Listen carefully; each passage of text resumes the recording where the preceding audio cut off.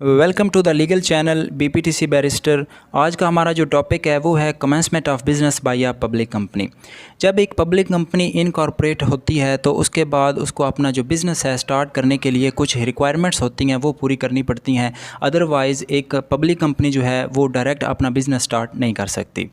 अब इसमें एक क्वेश्चन जेल में आता है कि क्या सिर्फ पब्लिक कंपनी है वही काम नहीं कर सकती या प्राइवेट कंपनी है वो काम कर सकती है। अब इसको हम पॉइंट नंबर 1 से स्टार्ट करते हैं।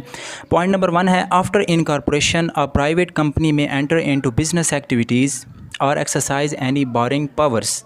अब एक जो प्राइवेट कंपनी है जो ही वो इनकॉर्पोरेट हो जाती है तो उसके बाद वो अपनी बिज़नेस एक्टिविटीज़ को स्टार्ट कर सकती है। वो जो अपनी उसकी बोरिंग पावर्स हैं वो भी यूज़ कर सकती है।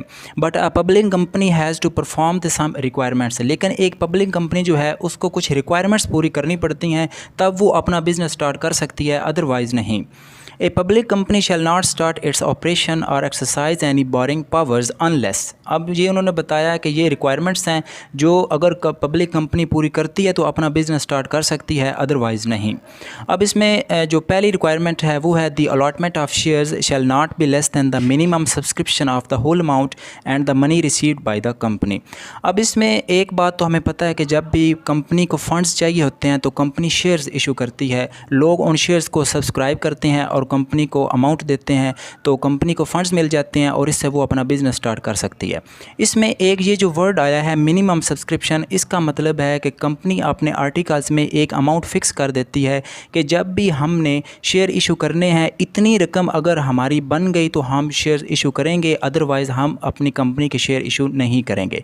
मिसाल के तौर पर कंपनी ने अपने आर्टिकल्स में ये मेंशन कर दिया कि हमारी जो मिनिमम सब्सक्रिप्शन होगी वो होगी 50 लाख।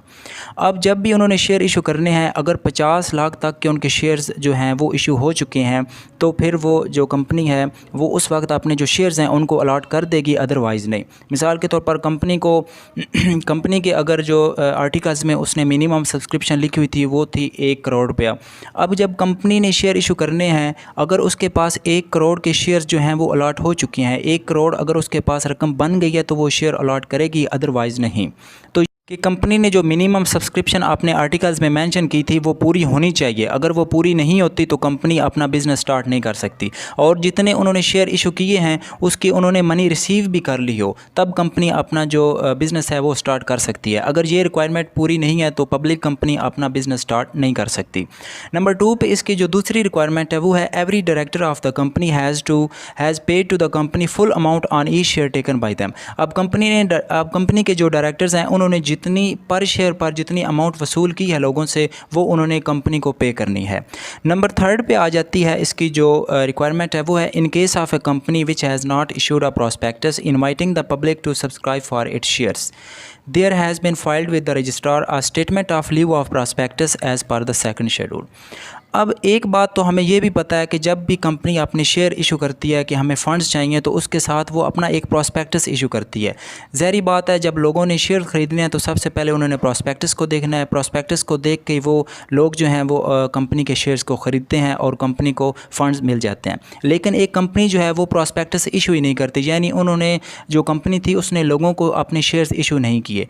तो कंपनी ने क्या किया, अब वो कहते हैं कि ये रिक्वायरमेंट है कि एक कंपनी अगर अपने शेयर इशू नहीं करती तो वो कंपनी एक statement of lieu of prospectus जो है वो रजिस्ट्रार को जमा करवा दे कि हमने शेयर इशू नहीं किए थे, इसलिए हम जो statement of lieu of prospectus है ये डॉक्यूमेंट हम रजिस्ट्रार को जमा करवा रहे हैं। एक ये रिक्वायरमेंट है। अब statement of lieu of prospectus एक ब्रीफ क्वेश्चन है लेकिन यहाँ पे इसका जो मेन थीम है आपको बता देता हूँ वो ये है कि कंपनी ने अपने शेयर लोगों को नहीं दिए। हो सकता है कंपनी के जो डायरेक्टर्स हैं उन्होंने ये शेयर्स अपने रिलेटिव्स या अपने फ्रेंड्स को दे दिए हैं। अब ये जो शेयर्स थे उन्होंने अपने रिलेटिव्स को दे दिए या फ्रेंड्स को दे दिए, लेकिन उन्होंने पब्लिक ये जो अपने शेयर्स थे इनको पब्लिक नहीं किया।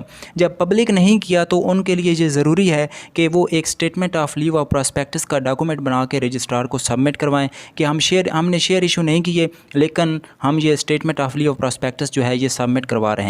अब ये भी एक रिक्वायरमेंट है। अगर ये कंपनी पूरी नहीं करती तो जो पब्लिक कंपनी है वो भी अपना बिज़नेस स्टार्ट नहीं कर सकती। इसके लिए एक जो चौथी रिक्वायरमेंट है वो है there has been filed with the registrar a declaration by the CEO और one of the directors in the specified form that the conditions have been fulfilled. अब जो चौथी रिक्वायरमेंट है वो जो कंपनी का सीईओ होगा वो एक डिक्लेरेशन डॉक्यूमेंट बनाएगा और रजिस्ट्रार को सबमिट करवाएगा कि हम जितनी रिक्वायरमेंट्स आपने हमें बताई थी वो रिक्वायरमेंट्स हमने पूरी कर दी हैं, अब हमें बिज़नेस स्टार्ट करने का एक सर्टिफिकेट दिया जाए जिसको सर्टिफिकेट ऑफ कमेंसमेंट भी बोलते हैं, ताकि हम अपना बिज़नेस स्टार्ट कर सकें। Minimum subscription means the amount fixed by the memorandum और articles of association as minimum subscription upon which the directors may proceed to allotment.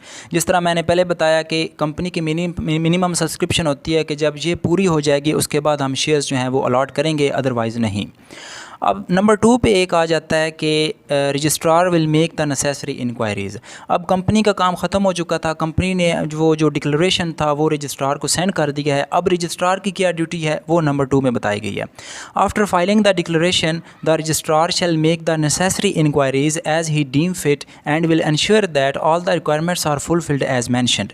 अब जो रजिस्ट्रार है वो ये इंक्वायरी ख़ुद करेगा, जो उसको डिक्लेरेशन भेजा जाएगा कि क्या जो हमने इनको चीज़ें बताई थी वो इन्होंने पूरी की हैं, जो रिक्वायरमेंट्स थी क्या वो पूरी हुई हैं या नहीं।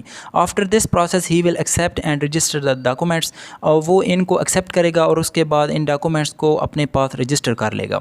The acceptance and registration of documents would be considered the conclusive evidence and company is entitled to start its operations and exercise the borrowing powers. अब कंपनी जो है जब वो इन तमाम चीज़ों को एक्सेप्ट कर लेगा और अपने पास इस डॉक्यूमेंट्स को रजिस्टर कर लेगा तो ये एक कंक्लूसिव एविडेंस होगा कंपनी के लिए। यानी अगर अब कोई कंपनी के जो कमेंसमेंट ऑफ बिज़नेस है या जो कंपनी जब अपना बिज़नेस स्टार्ट करती है तो अगर कोई क्लेम करता है कोई चीज़ तो कंपनी के पास एक एविडेंस होता है कि हमने कमेंसमेंट ऑफ बिज़नेस की जितनी भी रिक्वायरमेंट्स थी उनको पूरा किया है, तब हमने अपना बिज़नेस स्टार्ट किया है। कंक्लूसिव एविडेंस जो है इसको कंक्लूसिव एविडेंस जो होता है ये एक हाईएस्ट एविडेंस है, यानी आपको रजिस्ट्रार की तरफ से सर्टिफिकेट मिल जाता है। उसके बाद फिर अगर कोई मसला बने तो आप सर्टिफिकेट शो कर देते हैं कि ये हमारा certificate of commencement of business है, इसलिए तब हम अपना जो बिज़नेस है वो हमने अपना बिज़नेस स्टार्ट किया है, अदरवाइज़ नहीं। अब नंबर 3 पे आ जाता है if a company start its business operations और exercise the borrowing powers in contravention of above mention requirements. अब एक कंपनी है उसने अपना बिज़नेस स्टार्ट कर दिया, लेकिन बिज़नेस स्टार्ट ऐसे किया कि जितनी भी रिक्वायरमेंट्स बताई गई थी उनकी कंट्रामीन उन्होंने की है, उनकी मुखालफत में उन्होंने अपना बिज़नेस स्टार्ट कर दिया, जितनी रिक्वायरमेंट्स थी उनको पूरा नहीं किया गया। तो फिर क्या होगा, इसकी लाइबिलिटीज़ क्या होंगी। एवरी ऑफिसर और other person who is responsible for contravention shall be liable to a penalty not exceeding level 2 on the standard scale. तो जो आदमी इसमें मुलव्वस पाया जाएगा, एक एवरी ऑफिसर, कंपनी के जितने ऑफिसर इसमें मुलव्वस होंगे और कंपनी ख़ुद उसको फिर लेवल 2 की जो है वो पनिशमेंट मिलेगी, जो कि स्टैंडर्ड स्केल पर बताई गई है। Any contract made by a company before the date at which it is entitled to commence business shall be provisional only and shall not be binding on the company unless it fulfills the requirements and commence the business by performing procedure। अब point number 4 में उन्होंने clear कर दिया है कि एक ऐसी company जिसने अपनी रिक्वायरमेंट्स पूरी नहीं की और वो किसी के साथ कॉन्ट्रैक्ट में एंटर हो गए हैं, तो वो जो कंपनी है ऐसे किसी कॉन्ट्रैक्ट के लिए लाइबल नहीं होगी, क्योंकि कंपनी ने अपना बिजनेस स्टार्ट करने के लिए जो उसको रिक्वायरमेंट्स थी वो उसने पूरी नहीं की। जब तक कंपनी रिक्वायरमेंट्स पूरी नहीं करेगी कंपनी किसी कॉन्ट्रैक्ट में एंटर नहीं होगी, और अगर किसी वो कॉन्ट्रैक्ट में एंटर हो जाती है तो उसके लिए कंपनी जवाबदेह नहीं होगी।